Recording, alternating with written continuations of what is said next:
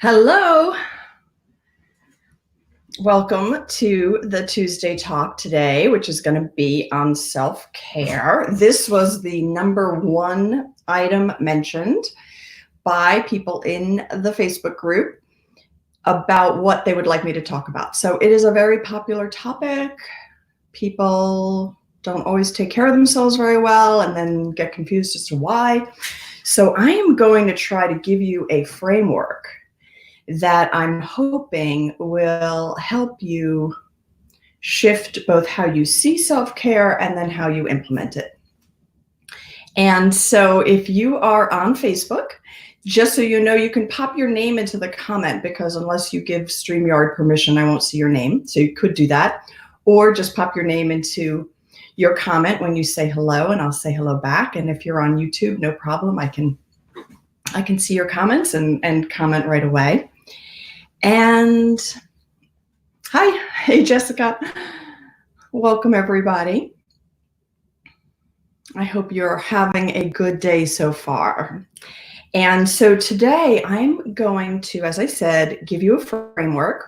And at the end of the talk today, I'm going to give you a challenge to set up for the next 2 weeks to see if you can make some shifts in this area.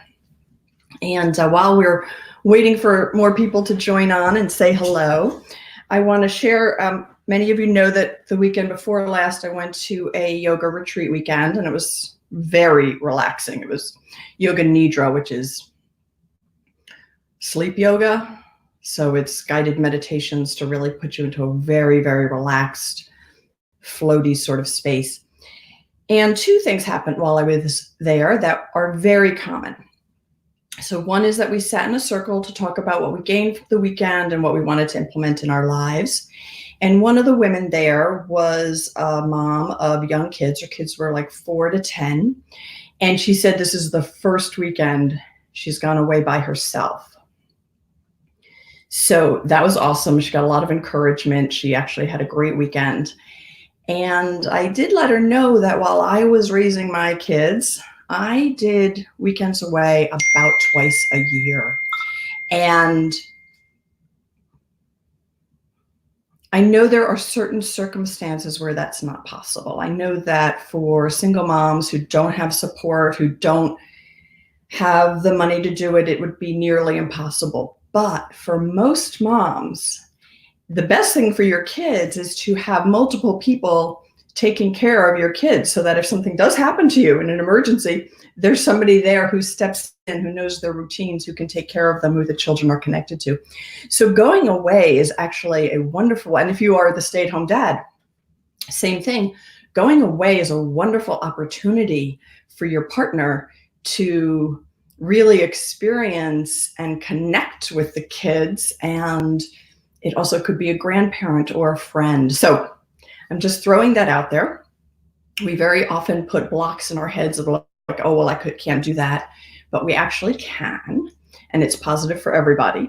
And then the other thing that happened on that weekend was at the end of the weekend, I was sitting next to a woman. She was about my age. So I'm pretty sure her children were grown. And I asked her how the weekend was for her. And she said it was awesome. And she said that she's just worried about how she's going to implement some of this stuff and work it into her life. And my comment to her was, you're the only one who can do that, which might sound a little callous, but really what I wanted to do was to empower her to know that she's the only one who can do this. So I'm also hoping that in today's talk, that this will be empowering you. Nobody else lives our lives. It's just us. And nobody else can take care of us the way we can take care of ourselves. Nobody feeds me other than myself. Nobody can chew my food. Nobody can actually exercise for me. It's all up to me. And I get to choose. And choices are not easy. That's one thing we're going to talk about today. So let me get into it. Hi, Jackie. Hello to the other Facebook users. Welcome, everybody. So I looked up because self-care, like what does self-care mean? And care in general, the definition is the provision of what is necessary for the health, welfare, maintenance, and protection of someone or something. That makes sense? The verb care means to look after and provide for the needs of. That also makes sense. And the self-care definition is kind of interesting because the definition of self-care has gotten woven in with some of our societal beliefs.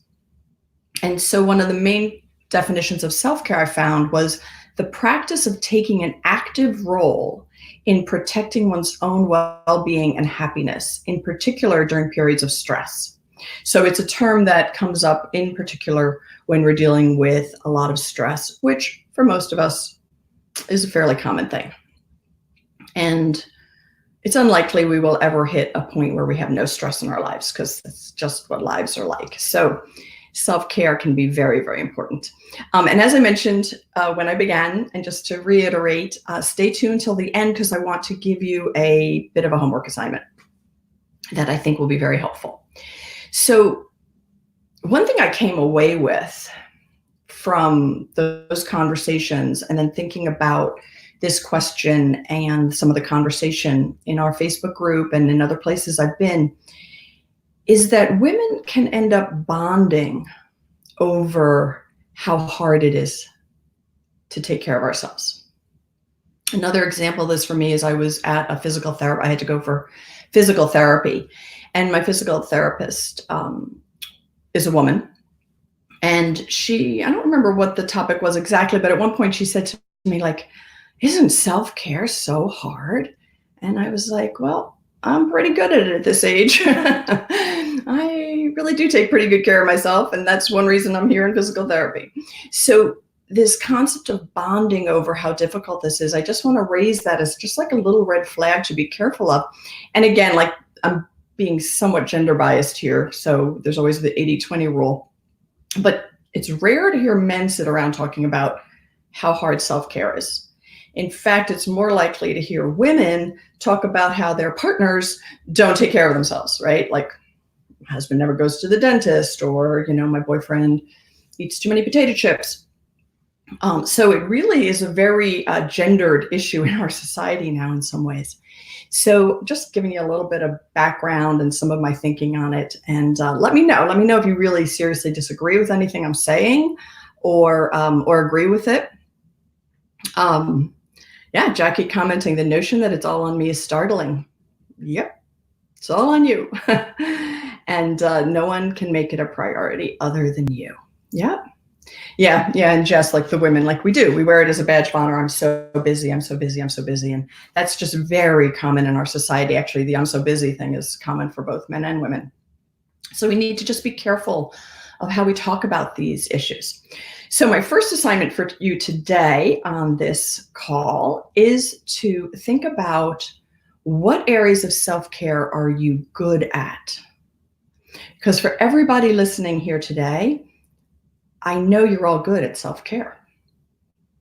If you weren't good at self-care, you wouldn't be on this call, you wouldn't be interested in this topic, and you'd probably be in bed sick or something. But all of you are feeding yourselves, at least getting enough sleep to function, maybe not function well, and doing enough to keep yourselves alive. So I know that you're all good in some areas of self-care, and then there's probably some areas of self-care to improve. So do me a favor, post a comment, let me know what areas you are good at. And generally it takes there's usually like a 30-second delay before I see your comments. So as you comment, I'll come back and take a look at them. So that's assignment number 1 for today. And the next thing I want to throw out in terms of a framework of self-care is that we humans, we need an enormous amount of self-care. Like, if you think about the fact that how long babies need to be nurtured, how long children need to be taken care of, it's really extraordinary in the mammalian world, right? We just take a very long time to be taken care of. We have a lot of needs, and takes us a long time to get to the point where we are adults and can take care of ourselves. And young men, their frontal lobes don't fully develop until the age of 25. So really, we live from age 0 to age 25 not being fully able to take care of ourselves. So learning how to and figure out what does that mean, and yes, I have to, and this is all on me. And when we're children, obviously when we are 0 to 8 years old, like, it's not on us at all, really. Many kids do end up learning to take care of themselves and generally develop some coping mechanisms that can be incredibly helpful, but then also limiting later in life. So really, we spend a long time where we're very dependent on other people. And I want to throw in here, we are always interdependent. Like, there's really no such thing as being completely independent. None of us are. So, but we learn how to shift from this mode of being very dependent when young to being what we call independent or fully interdependent as adults. So that concept of how much care we need, and I just briefly want to bring up Maslow's hierarchy of needs. And some of you may be aware of this framework or not, but basically he came up with a triangle, and he said that the most basic needs for human are physiological needs. And I'm just going to read it really quickly to you. But physiological needs: air, water, food, shelter, sleep, clothing, reproduction, the basic survival needs. Those, in Maslow's opinion, need to be taken care of first. Then the next level of needs are safety needs. And safety needs: personal security, obviously some kind of employment, having resources, having your health. Those are sort of safety needs. And then there is love and belonging, having relationships, friendships, intimacy. And then there's self-esteem. We have esteem needs, so knowing how to respect ourselves, maybe the desire to be recognized or respected by others. And then the very top of Maslow's hierarchy is self-actualization. So if you think about that hierarchy of needs, right? And so we share with other mammals really the physiological needs and the safety needs, but the other needs are pretty human. It can be a framework to think about that. Often when we say we're not good at self-care, we are talking about where we sacrifice our physiological needs. Maybe we sacrifice our need for enough sleep because we're working too much, or our need to eat well. So our basic physiological needs really need to be a focus. And when I was a mom of young kids, it became very, very clear to me that they needed to eat regularly, sleep regularly. Yeah, those two things. They needed their meals to be regular and they needed their sleep to be regular. And if those things weren't regular for them, their moods were crazy, right? They were out of control. Like, for them to be emotionally regulated, the regularity of sleeping and eating was incredibly important. And as I was paying attention to that as a mom, I realized that's true for me too. I'm one of those people who I'm a little bit hypoglycemic. So if I don't eat regularly, I get cranky, I get spacey, my brain doesn't work well. Like, I really need to eat regular meals and I really need a regular sleep schedule. And that is very important for my emotional well-being and my moods. And so making that connection when I was like taking care of children, and it's obviously, it seems so obvious, but those are really some basics that we need to work in. So in looking at what people say that they're good at right now, Jess says good at getting up early and having quiet time before the day starts. Perfect. That's a wonderful routine. And Jackie, eating well. She switched to a plant-based diet. And that's awesome. It's awesome that you were able to do that. So yeah, so we all have these areas where we do well at self-care. So just noticing those is important.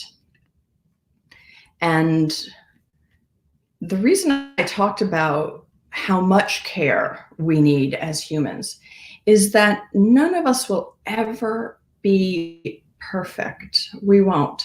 None of us will ever do absolutely everything we can to live like the healthiest life possible, the most self-actualized life possible. Like, perfection does not come into self-care. And that's just important to recognize, so we can sort of give ourselves a break. So having said that, if you have laid out for yourself those areas where your self-care is not so good, and you find that you are repeatedly not following some kind of schedule you've set for yourself, I would say that the two major blocks are anxiety and a negative belief about yourself or the world. So I'll give you some examples.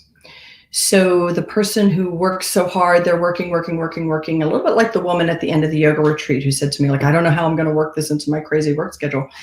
She was already feeling anxious about not having enough time. So what was getting in her way was her anxiety.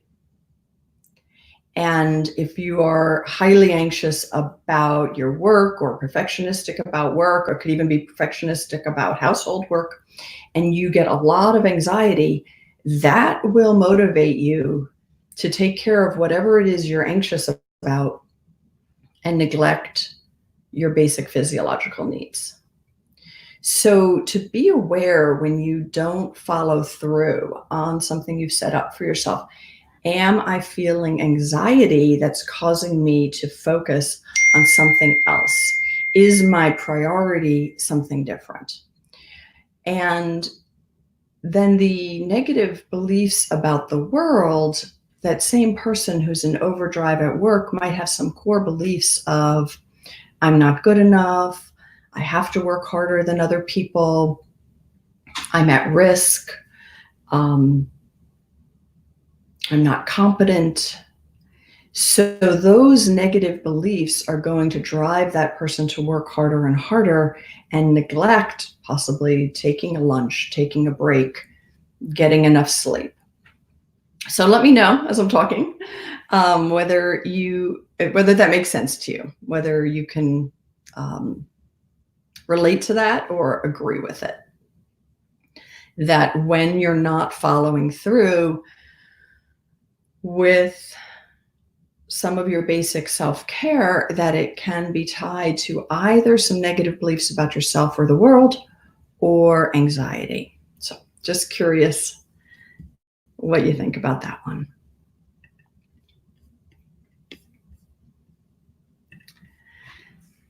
So as I said, at the end of today, I wanted to give you a challenge, which is that for the next 2 weeks, to pick an area of self-care. And you could write it down right now. You could throw it out in the comments. Make a commitment to yourself in that area and have the commitment be reasonable. For example, I was talking to a client yesterday who wants to start meditating regularly. And so I asked her, well, what would that mean to you? What would you ideally like? And she started to go into the like, well, my time is limited, as if I was going to push her to meditate, an hour a day, which I wasn't. And she said that, so she said, okay, well, for limited periods of time, she wanted to meditate twice a day. So I said, okay, well, don't have a regular meditation practice right now. What about having the initial goal be once a day for 10 minutes? And she's like, oh, I can do that. I can do once a day for 10 minutes. So have the goal you set for yourself be reasonable. And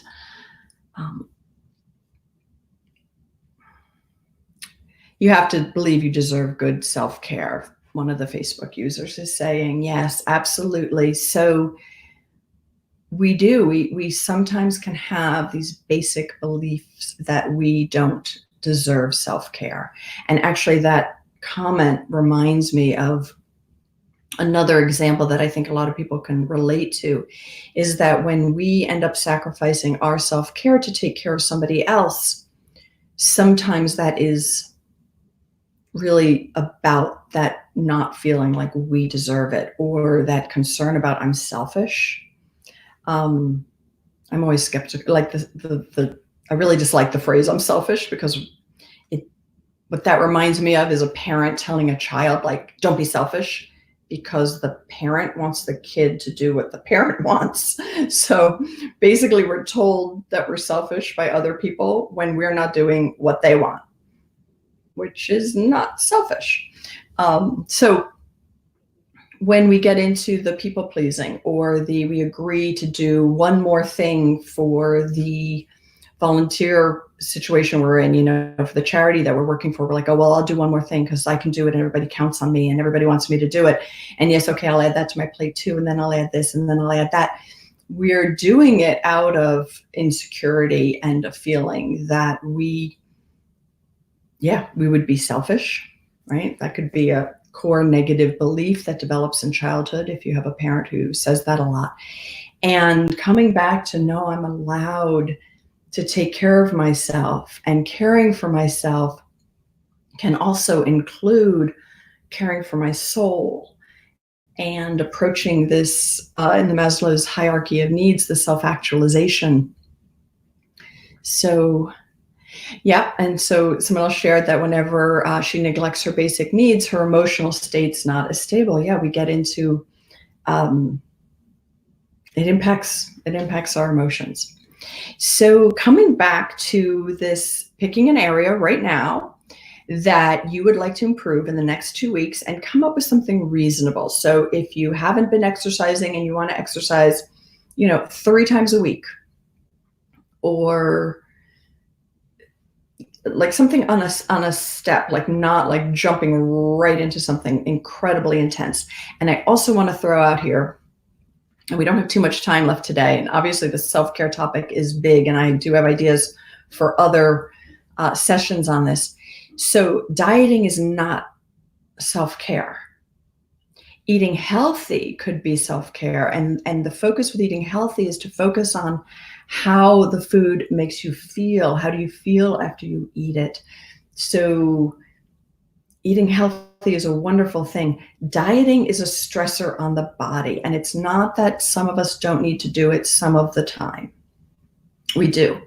But if you need to diet, no, it is a stressor. And it is kind of like, I was almost like in my mind thinking of like an analogy of like training for the marathon. Like, it becomes a major focus of your life and a major goal, and you'll probably need support and some kind of either group or one-to-one coaching or some kind of support network, because you are doing something that really goes against your instincts. Our instinctual setup is not to eat less than we burn. It's not.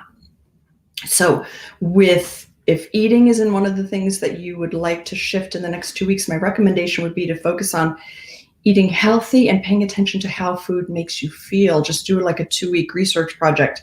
How did that make me feel? And the last piece of the self-care I want to throw out here is not to beat yourself up. Because if you set yourself, okay, I want to improve, exercise 3 times a week, and you don't do it, and then you berate yourself, that is not self-care. If you think about that, if you were a parent and your child didn't do something they were supposed to do and you berated them, not the best parenting technique, right? So don't do that to yourself, because that maybe the primary self-care piece that you might need is just to be nicer to yourself, is just to speak to yourself in a better way. So next week I am out of town. I'm actually going to be at a meditation retreat, which is it's just part of my mission in life. It's part of my spirituality to do retreats periodically. So I'll be on a 5-day retreat next week. So in 2 weeks, I'd like to come back, and I'd like to, check in the Facebook group and on YouTube, if possible, with how you did in terms of this assignment is to explore the emotion that you are feeling when you don't follow the self-care plan you set out for yourself. So if you picked eating healthy, or you picked exercise, or meditate, or spend time with friends, anything. If you set out a plan for the next 2 weeks and you don't follow it, I simply want you to pay attention to what emotions you're feeling at the time that you make that choice of yes or no. Just notice that emotion. Don't beat yourself up. Don't give yourself a hard time. Be aware of whether there is a core negative belief under that decision, and whether there is the emotion of anxiety. So I'm going to leave you with that. I hope that's been helpful, and I will check in. Yes, anxiety seems to be huge. Anxiety is huge. Even in the sort of people-pleasing area of taking on too much or doing too much for other people, it's anxiety. It's anxiety over our relationships. So calming that is a key component of self-care. And so my thoughts for future talks on self-care, one is about our brain and the different parts of our brain, and how procedural memory is so strong, because that goes into habit formation. So that was one idea I had. And then maybe a little bit more on this whole issue of anxiety getting in the way of our self-care. But let me know also if you have ideas. I will be checking YouTube comments afterwards, and I will also be checking for the Facebook comments after the live today. So thanks for joining in, and I will talk to all of you guys later.